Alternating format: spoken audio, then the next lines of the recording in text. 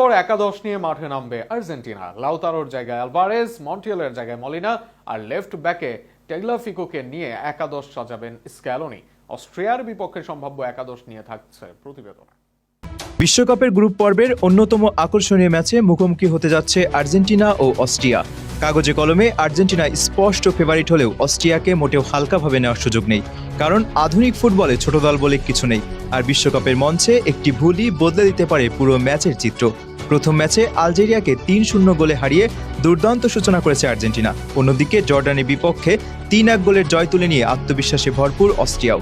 ফলে দুই দলই জয়ের ধারাবাহিকতা ধরে রাখতে মরিয়া হয়ে মাঠে নামবে। অস্ট্রিয়ার সবচেয়ে বড় শক্তি তাদের দলগত ফুটবল। হয়তো তাদের দলে মেসি কিংবা এমবাপ্পের মতো সুপারস্টার নেই, কিন্তু পুরো দল একসঙ্গে পরিকল্পনা অনুযায়ী খেলতে পারে। দ্রুত কাউন্টার অ্যাটাক, শারীরিক শক্তি এবং মিডফিল্ডে আক্রমণাত্মক প্রেসিং তাদের প্রধান অস্ত্র। বিশেষ করে বল হারানোর পর দ্রুত প্রতিপক্ষের উপর চাপ সৃষ্টি করতে তারা খুবই দক্ষ। স্কালোনি জানেন অস্ট্রিয়াকে জায়গা দিলে বিপদ হতে পারে, তাই আর্জেন্টিনা এবার কিছুটা ভিন্ন কৌশলে খেলতে পারে। সূত্র বলছে, প্রচলিত ৪-৩-৩ ফরমেশনের পাশাপাশি ম্যাচের বিভিন্ন সময়ে ৪-২-৩-১ কিংবা ফ্লুইড আক্রমণাত্মক কাঠামো ব্যবহার করার পরিকল্পনা রয়েছে কোচের। এতে মাঝমাঠে সংখ্যাগত আধিপত্য তৈরি হবে এবং অস্ট্রিয়ার প্রেসিং ভাঙ্গা সহজ হবে। এই ম্যাচে আক্রমণ ভাগে ফিরতে পারেন জুলিয়ান আলভারেজ। তার উপস্থিতি আর্জেন্টিনার আক্রমণকে আরও গতিশীল করবে।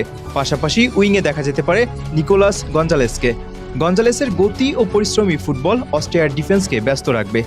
মধ্যমাঠে আর্জেন্টিনার সবচেয়ে বড় ভরসা থাকবেন এনজো ফার্নান্দেস, রদ্রিগো ডি পল এবং অ্যালেক্স ম্যাকঅ্যালিস্টার।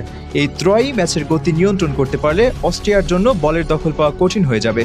তবে সব আলো থাকবে অধিনায়ক লিওনেল মেসিকে ঘিরে। আলজেরিয়ার বিপক্ষে তার পারফরমেন্স দেখিয়েছে বড় ম্যাচে এখনও তিনি কতটা ভয়ঙ্কর। মেসি যখন মাঝমাঠে নেমে খেলা তৈরি করেন তখন প্রতিপক্ষের ডিফেন্স বিভ্রান্ত হয়ে পড়ে। আবার সুযোগ পেলেই মুহূর্তের মধ্যে গোলের সুযোগ তৈরি করতে পারেন তিনি। স্কালোনির নতুন পরিকল্পনার অন্যতম অংশ হল দ্রুত বল পুনরুদ্ধার করা। বল হারানোর সঙ্গে সঙ্গে প্রেসিং করে অস্ট্রিয়াকে নিজেদের অর্ধে আটকে রাখতে চাইবে আর্জেন্টিনা। একই সঙ্গে ফুলব্যাকদের আরও বেশি আক্রমণে যুক্ত করার পরিকল্পনা রয়েছে। এতে দুই উইং থেকে ক্রমাগত আক্রমণের চাপ সৃষ্টি করা সম্ভব হবে। অস্ট্রিয়া অবশ্য চুপচাপ বসে থাকবে না। তারা জানে আর্জেন্টিনার বিপক্ষে ড্র পেলেও সেটা বড় সাফল্য হবে।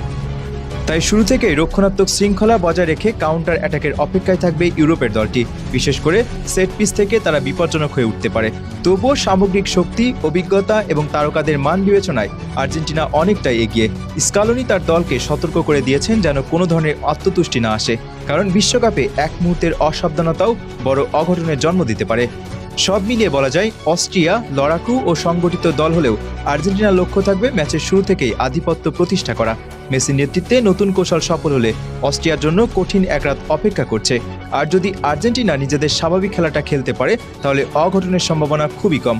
সমর্থকদের প্রত্যাশা আরেকটি জয় তুলে নিয়ে নকআউট পর্বের পথে আরও এক ধাপ এগিয়ে যাবে বিশ্ব চ্যাম্পিয়নরা।